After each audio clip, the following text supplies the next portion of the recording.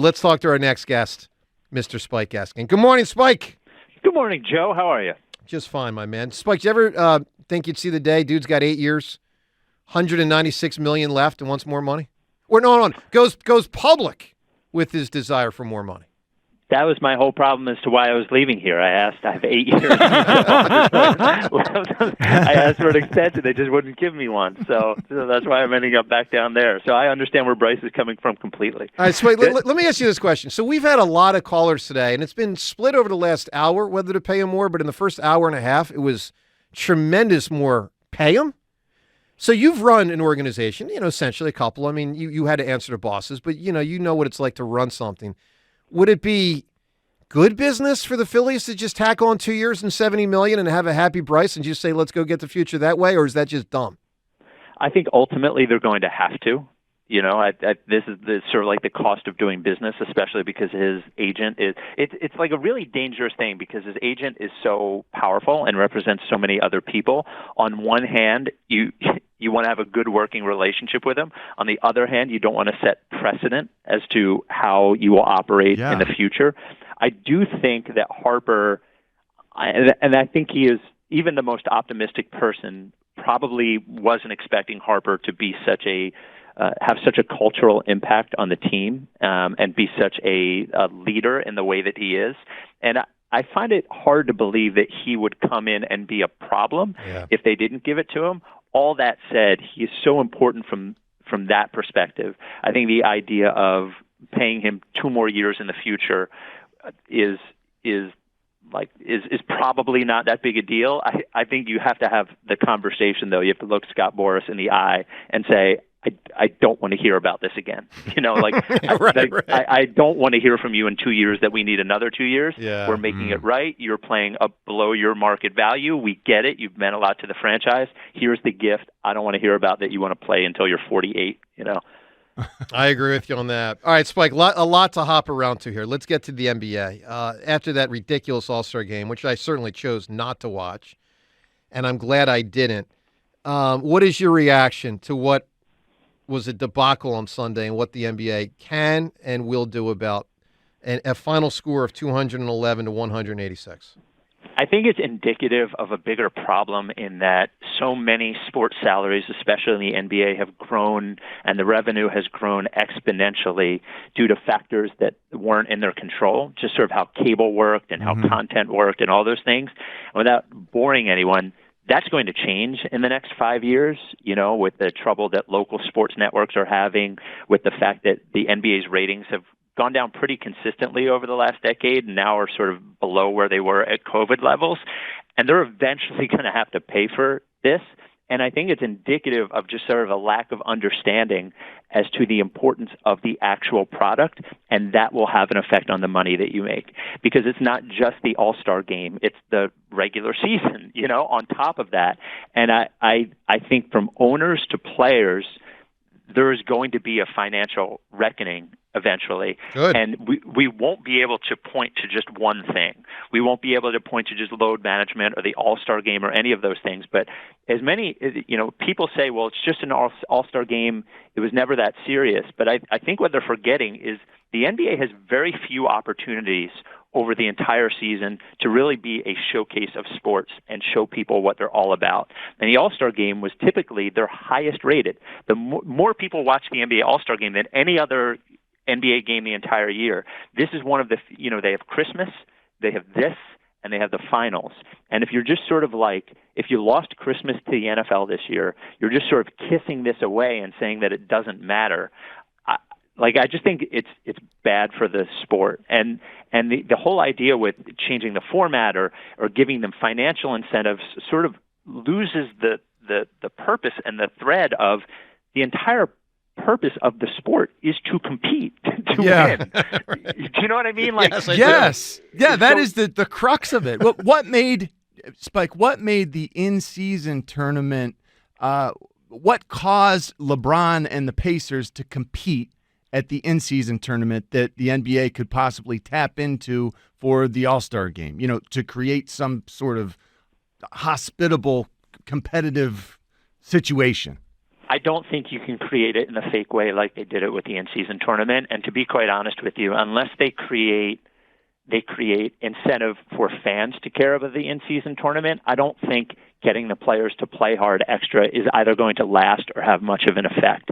I think you need sort of like a wave. We've spent too much time worrying about incentivizing the players.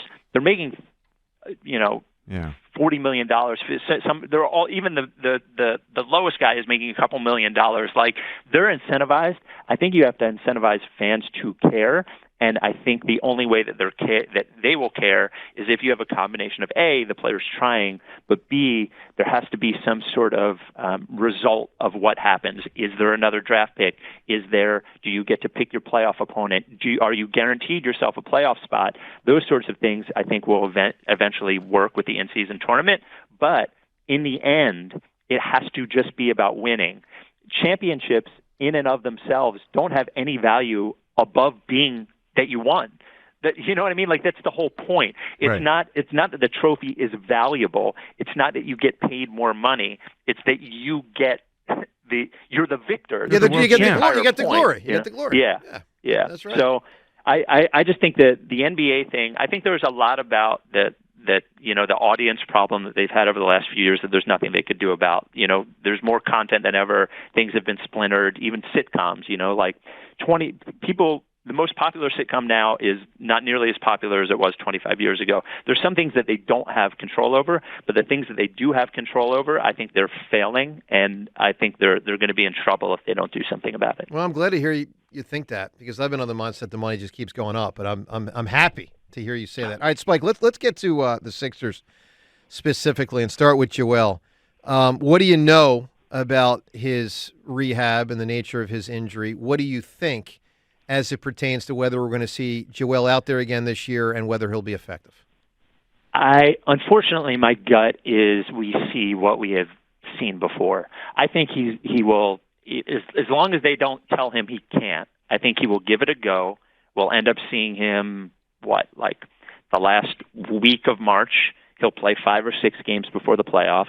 And then we will have by the way, this is no inside information. Mm-hmm. It's just sort of reading the tea leaves and looking at the situation and looking at historical precedent. And then we will have a 75 or 80% Joel in the playoffs who may miss a game or two in the middle of a series. I think that's probably the most likely path. I hope it would be great if he just comes back with the rest of his body rested up and the knee healed and takes 3 weeks to ramp up, and it's the first playoffs we ever got of like 100% Embiid. I just don't think history or the injury itself gives us the indication that is most likely, unfortunately. And if let's just say hypothetically they had a full go 100% Embiid, how much could they realistically compete with Boston and Milwaukee anyway? I think they can.